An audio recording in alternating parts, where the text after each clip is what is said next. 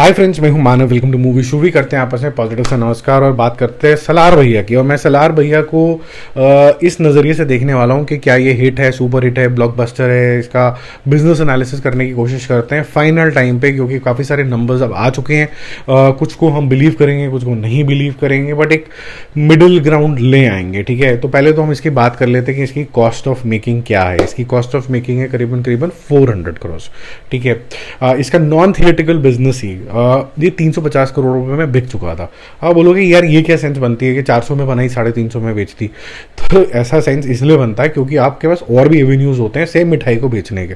तो कुल मिला के 350 की कमाई हुई। तमिलनाडु क्षेत्र में हुई, कुछ एपी में सबसे ज़्यादा बिकी थी, एपी तेलंगाना में 144 करोड़ की बिकी थी। पर हिंदी और रेस्ट ऑफ इंडिया के अंदर 82 करोड़ की बिकी थी। ओवरसीज के अंदर 75 करोड़ की बिकी थी। तो टोटल मिला के 350 करोड़ रुपए मेकर्स के पास आ चुके थे।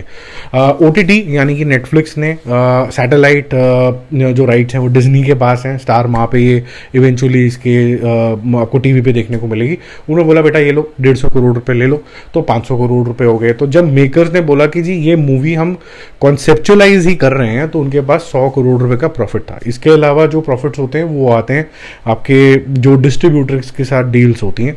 यहाँ पर अगर हम डिस्ट्रीब्यूटर की बात करें कि उसको कितना नफ़ा नुकसान होगा, तो उसके बारे में बात कर लेते हैं। जो थिएटिकल और नॉन थिएटिकल राइट्स हैं, जो मैंने आपको बोला, टोटल मिला के 500 करोड़ रुपए के अंदर बिके थे।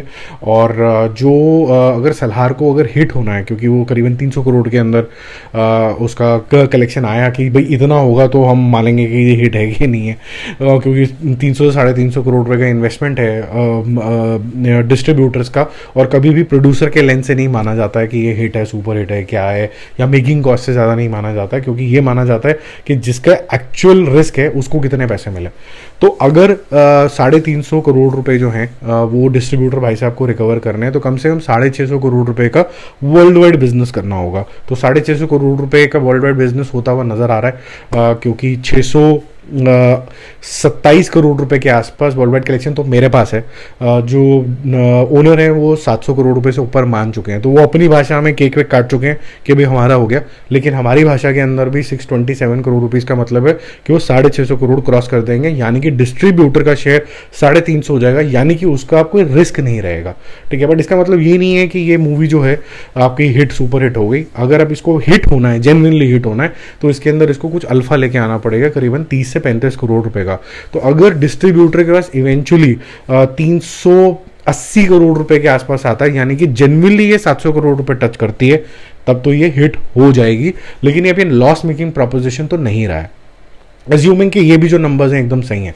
हिंदी का जो वर्जन है, जैसे मैंने आपको बताया था कि 82 करोड़ रुपीस में बिका था, यानी कि लगभग इसको 160 करोड़ रुपए हिंदी में करने पड़ेंगे टू बी अ हिट। और मैं आपको बता दूं कि मैं आपको कल भी बताया था कि हिंदी का जो कलेक्शन है वो लगभग 148 से 149 करोड़ रुपीस टच कर गया, विच मीन्स कि हिंदी के अंदर भी अपनी कमाई कर जाएगी, 2-4 रुपए एक्स्ट्रा लेके आएगी। वहां भी नुकसान किसी को नहीं होने वाला। हालांकि 82 करोड़ रुपए बहुत बड़ी गलती है एक किस्म की कि आप हिंदी में इतना बड़ा कॉस्ट दे रहे हैं इस मूवी के लिए। तो ये मूवी इतनी बड़ी कॉस्ट की वजह से, 400 करोड़ रुपए की कॉस्ट की वजह से, और पहले ही प्रॉफिट बुक कर लेना और इसमें ही सैलरी वैलरी सब कुछ बुक करने के लिए जो डिस्ट्रीब्यूटर्स हैं, सॉरी जो प्रोड्यूसर्स हैं और जो एक्टर्स हैं, सैलरीज जिनकी हैं, उन्होंने तो पैसे पूसे कमा लिए।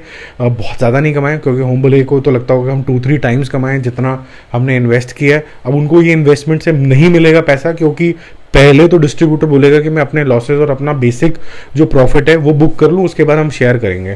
तो बहुत मिनिस्कुल सा ही प्रॉफिट होगा, जो कोई भी डिस्ट्रीब्यूटर आके मुंह खोल के बताएगा नहीं। ठीक है, होपफुली इससे आपको क्लैरिटी आ गई होगी। बाकी इसके बाद इमीडिएटली हम डंकी का भी एक ऐसे ही एनालिसिस करेंगे। तो स्टे कनेक्टेड। Bye bye.